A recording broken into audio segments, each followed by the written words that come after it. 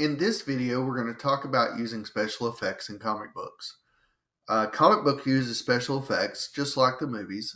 We do it for lightning, rain, atmospheric perspective, glows, other things that really make a comic stand out. Here we have Justice League 3001. It's a cover that was done a couple of years ago that we're going to work on. First thing we need to do is we need to run Hi-Fi Script 2. And you should find that under File, Scripts, Hi-Fi Step 2. If you do not have it, you can browse for it and run it that way. If you do, you just click on it. It does a lot of things, and what it does is it will create different layers here. So we have our render layer up top. If this happens, grab your render layer and drag it down. You want to make sure it's under your line art and your special effects. We will primarily be working in the special effects layer, so make sure that one is selected. So it should be background, render, line art, special effects. Now my background layer is special. It is where my flats are. And that is how I'm going to quickly select things.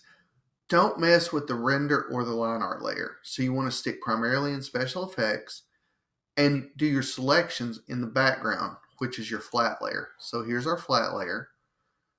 Here's our render layer, line art, special effects. Now nothing happened with the special effects.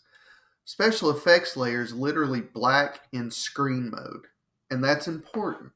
We also want to make sure our brush is set to screen mode. Opacity and flow you adjust as needed. I like to keep mine about 50 and 50, somewhere in that area, but you can adjust that as needed. You will also use a gradient tool, which if you can't have it, it's under your paint bucket tool. Typically, unless you're doing anything, it's right there. And I always start with the black and white gradient just like this.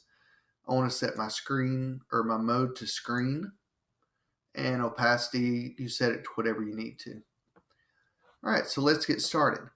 First thing we want to do is we want to add atmospheric perspective. And what that does is that separates Batman from the background. So what I'm going to do is I'm actually going to make a selection in my background layer, which is my flats. And I'm going to select everything. Just Command A, select all. I'm going to use my magic wand tool, make sure that contiguous is off, that anti-alias is off, tolerance is set to 0, and I'm going to zoom in on my Batman. And I'm going to start by option clicking Batman to deselect these colors. I want to make sure get his mouth, get his teeth, get his face, get his red eyes, get the inside of his cape, get his belt, everything, so that when we're done, this is what we've got. Don't be afraid to zoom in to make sure that you've got it all, because if you don't, it's going to look weird. All right, that's nice. So what I'm going to do is I'm going to pick this background color here. So I'm going to hit I and click, and that's going to select that color. I'm going to take my gradient tool, and I'm going to take and just swipe up. Okay, now if nothing happens, you have to look over here. So if we look, I've messed up the background. So just make sure you undo until you're back to normal and click on your special effects layer. So if you're not on your special effects layer, if nothing is happening, check your other layers, make sure you're not on those. So now we're going to take and we're going to drag up and see what this does. It adds this weird screen glowy effect. Well, that's not what I want. So I want to go back over here and I want to choose the next one. So it takes my color from that dark to transparent, and that's what I'm going for here. And I'm going to start coming up, and look what's happening. It's adding a little bit of dimension between Batman and the background. And this is called atmospheric perspective. So I've pushed the robot into the background while bringing Batman out to the foreground. And if we look at our layer, we can see Batman's little outline in our icon here. Well, that's cool, but let's add a little bit more. So to save time, I've pre-selected lightning in my channels. You probably do not have this, but to save time, I do. So let's just pretend that I've made all that selection. Now I'm in my special effects layer. I'm going to get a nice bluish color. And I'm going to take my paintbrush. I'm going to make it nice and big. And I'm going to paint in some lightning. So now I've got the lightning nice and vibrant. While it's still selected, I'm going to do some interesting things. I'm going to modify it. I'm going to expand it by about 3 pixels. And I'm also going to modify it and set the feather to maybe 5. Now let's stroke it again.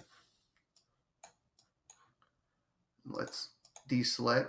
And it's starting to get a soft edge. And that's great. That's what we want. But I want more of a soft edge. So let's get crazy with it.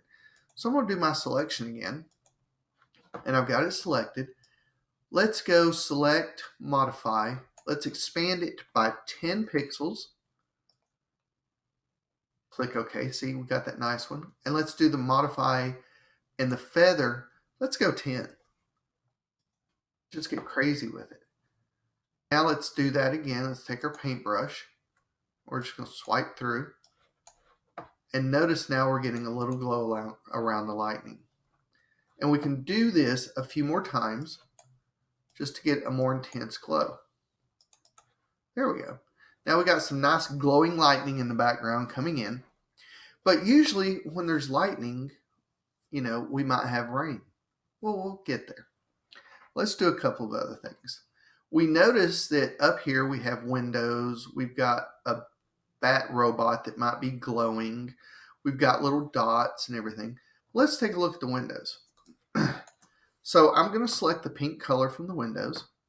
And I'm just going to take my brush and I'm going to shrink it down to the size I need. And I'm using my left and right bracket keys to increase and decrease.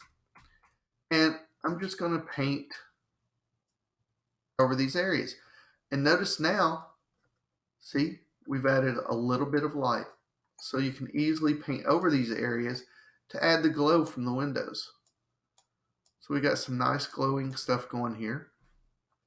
So our windows are getting, something's going on. We've got light. Now let's work on the bat. So I'm going to sample this white.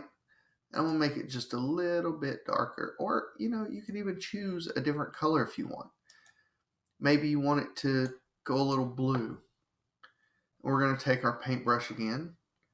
We're going to paint around the eyes. So now they're kind of glowing. See, let's look before.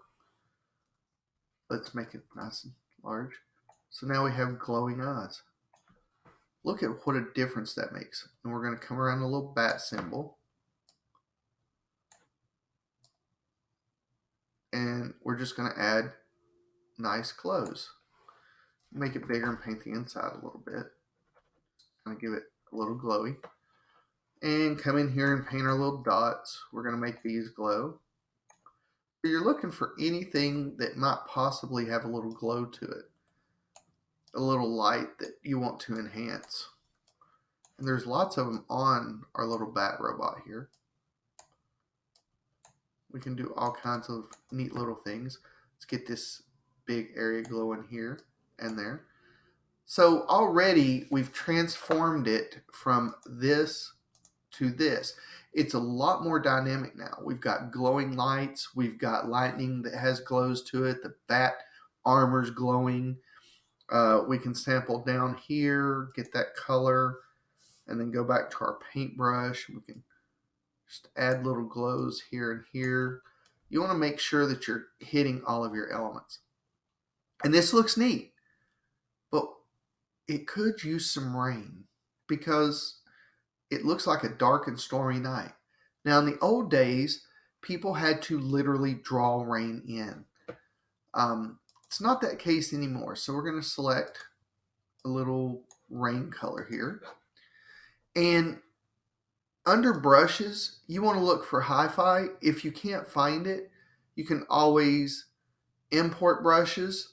If you click import brushes, I have the all, but even brushes, chapter 7 brushes, whatever, you can import them and it will come into your brushes palette. So what we're looking for is we're looking for rain. And sometimes you'll be given one that has rain available. Sometimes you won't, but sometimes you just want that rain. And we've got two different rains here. We've got rain 1 and rain 2. And the neat thing about this is I can increase the size of it. And look what happens. It's starting to rain. Grab rain 2, add some filler rain. It's getting kind of crazy. Go back to rain 1, add the smaller rain. And now you're starting to get some rain effects. Well, what happens when rain hits a surface? It spatters. We have a rain brush that's called Rain, Snow, and Sleet. And what that does is that creates your spatter effect. So you can make it large and spatter anywhere it might hit. Now that's a little over exaggerated, so let's take the brush size down a little bit. There we go. Across the top of his head there, just adding a little bit of spatter. And you might go over it 2 or 3 times to get what you want. Now the neat thing about the spatter brush is it will literally change size and everything automatically. So it will give you a varying spatter. So anywhere that the rain might hit, you want to throw a little spatter. And what that does is that gives it another level of realism. Don't forget Batman. Batman's getting rained on too. So he's got his arms out here. That's going to spatter. Anywhere where there's a surface that would hit, you just throw some spatter on. So we've done some really incredible stuff. We've taken this, which looked great, and turned it into this, a more dynamic cover. And there's one other thing I want to show you guys before we're done. It's how to make a little sparkle. Now, a sparkle's cool. So I'm going to create a new document about 8 inches by 8 inches at 300 pixels per inch. I'm going to click OK. I'm going to fill my background with black. And I'm going to start with a brush, and I'm going to pick, I don't know, I like that blue color I've been working with. So I'm going to pick a blue color. And what I'm going to do is I'm going to set it to soft brush, so soft round. And I'm going to paint in a center area. Then I'm going to take my lasso tool and I'm going to come up and make some points. Coming around, just make a little start. You don't want it perfect because nothing is ever perfect in the real world.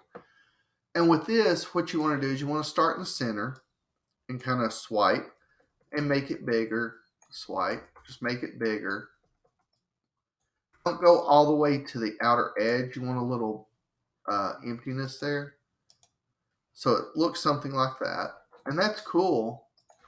But we need to tap this center a bunch. So you just keep painting in.